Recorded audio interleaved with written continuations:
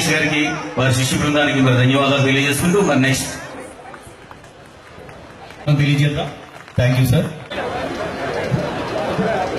Counsellors అంటే మనకు బాగా తెలుసు, కోఆప్షన్ మెంబర్స్ తో సహా వారిని వేదికపైకి ఆహ్వానిస్తున్నాం.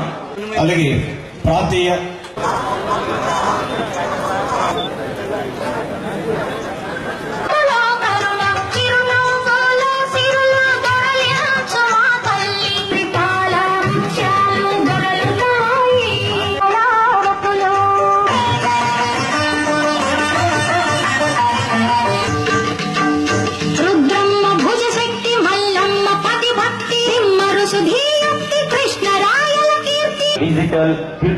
ఫిజికల్ లిటరసీలను కల్పించడానికి జరిగే కృషికి సహకరిస్తాను.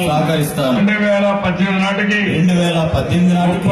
చెక్ డ్యాములు నిర్మించి 4 లక్షల పంట చేస్తున్నాను.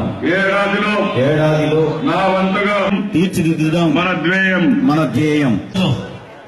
చివరిగా మహాసంకల్పంతో ఆంధ్రప్రదేశ్ ని స్వర్ణాంధ్రప్రదేశ్ గా సాధించుకోవడానికి గుర్తుగా మనందరి కరతాళ ధ్వనుల మధ్య 1, 2, 3 వీటిని ఎగరవలసిన కోరుతూ చూడండి ఎంత హాయిగా ప్రశాంతంగా తగలతన.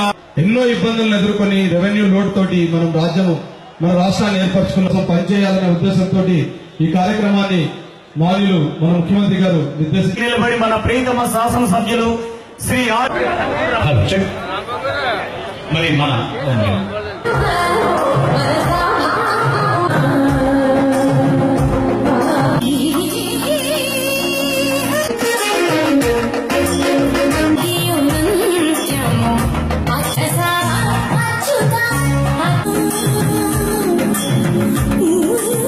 ఒక సంకల్పం చేసుకుని ఈ రోజు నియోజకవర్గాన్ని అన్ని విధాలుగా కూడా అభివృద్ధి చేసుకుంటూ ముందుకు తీసుకెళ్తూ ముఖ్యమంత్రి చంద్రబాబు నాయుడు గారి లక్ష్యం అభివృద్ధితో పాటుగా సంక్షేమ కార్యక్రమాల ఫలాలన్నీ కూడా ప్రతి పేద కుటుంబానికి అందించాలని ఉద్దేశంతో ఈ రోజు ప్రతి కార్యక్రమాన్ని ముందుకు తీసుకెళ్తూ ఈ రోజు ఒక సుస్థిర వృద్ధి లక్ష్యాలు పెట్టుకుని ప్రతి నియోజకవర్గానికి ఈ రోజు మన నియోజకవర్గం ఏదైతే లక్ష్యాలు ఏర్పరచుకుందో ప్రభుత్వం, ఆ లక్ష్యాల ద్వారా గత సంవత్సరం నియోజకవర్గం 175 నియోజకవర్గాల్లో అటువంటి లక్ష్యాలు సాధించిన నియోజకవర్గాల్లో 9వ స్థానంలో నిలిచామని మీ అందరికీ కూడా తెలుసు.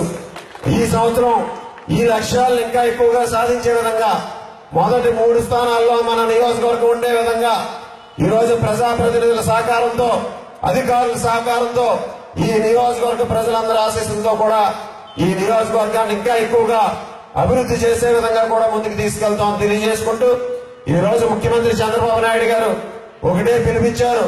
ప్రజలే ముందు, ప్రజల అవసరాలను తీర్చడానికి ప్రభుత్వం ప్రజలకు అవసరాలను గుర్తించి వాటిని పరిష్కరించడం, ప్రజల సమస్యలను గుర్తించి వాటిని పరిష్కరించే విధంగా ఈ రోజు ప్రభుత్వం ఒక ప్రత్యేకమైనటువంటి కార్యక్రమాన్ని తీసుకుంది. ప్రజలే ముందనే కార్యక్రమాన్ని అవినీతి రహిత పాలన అందించే విధంగా ప్రతి కుటుంబానికి వారి సమస్యలు ఏదైతే ఉన్నాయో ప్రభుత్వానికి తెలియజేసే విధంగా, ఎక్కడైనా సరే వారి సమస్యలు పరిష్కారం కాకపోతే ప్రభుత్వానికి తెలియజేసే విధంగా ఈ రోజు రాష్ట్ర వ్యాప్తంగా 1100 అనే నెంబర్ ని ఈ ప్రభుత్వం ప్రారంభించింది.